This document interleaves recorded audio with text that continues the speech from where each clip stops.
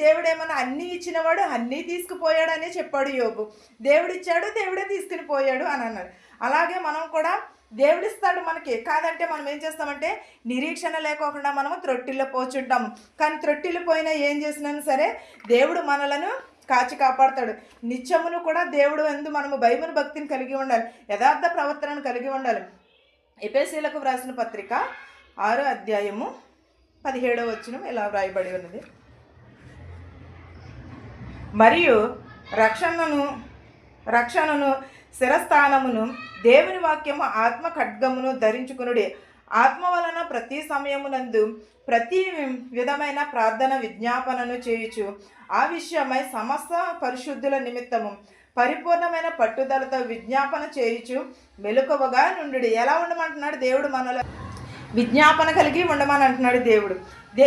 ఎందువలన రక్షణ యందు శిరస్నానము చేసి మనము ఆత్మ ఖడ్గమును ధరించుకోమని అంటున్నాడు.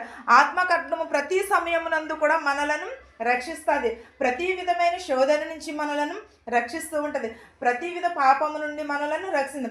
ప్రార్థన విజ్ఞాపనను చేయమని అంటున్నాడు. ప్రార్థన విషయమై మెలకువగా ఉండమని అంటున్నాడు. సమస్తము పరిశుద్ధుల నిమిత్తము పరిపూర్ణత పట్టుదలతో విజ్ఞాపన చేయమని అంటున్నాడు. మెలకువగా ఉండి ప్రార్థన చేయుడి. మెలకువగా ఎప్పుడును కూడా ఏమన్నాడు? మెలకువగా ఉండండి, మెలకువగా ఉండి ప్రార్థన చేయుడు అని అంటున్నాడు. మెలకువగా ఉండి ప్రార్థన చేస్తే సమస్తమును కూడా దేవుడు మనకు ధారాళముగా దయచేస్తానంటున్నాడు దీవెనలు. మనము ప్రార్థన జీవితంలో కోల్పోతే మనకి ఏమొస్తుంది? ఏది కూడా రాదు. మనం పరిశుద్ధాత్మను ధరించుకుంటేనే కదా, పరిశుద్ధాత్మను మనము ధరించుకుని యెహోవా యందు భయభక్తులు కలిగి ఉంటేనే కదా మనకి ఏదైనా సరే వస్తుంది. మనం ఏమి కలిగి ఉండాలి?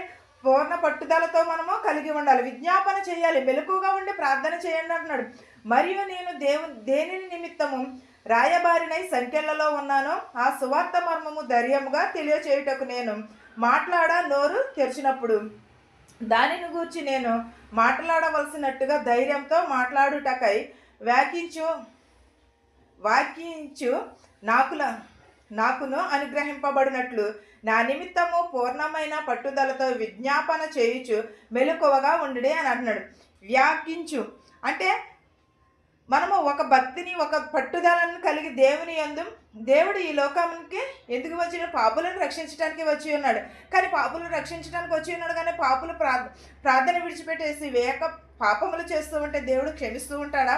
కాదు కదా. ఇక్కడ ఏమంటున్నాడు? నేను దేనిని నిమిత్తము నేను రాయిబారినై సంఖ్యలలో ఉన్నానో ఆ సువార్త మర్మము ధైర్యంగా చెప్పండి అని అంటున్నాడు.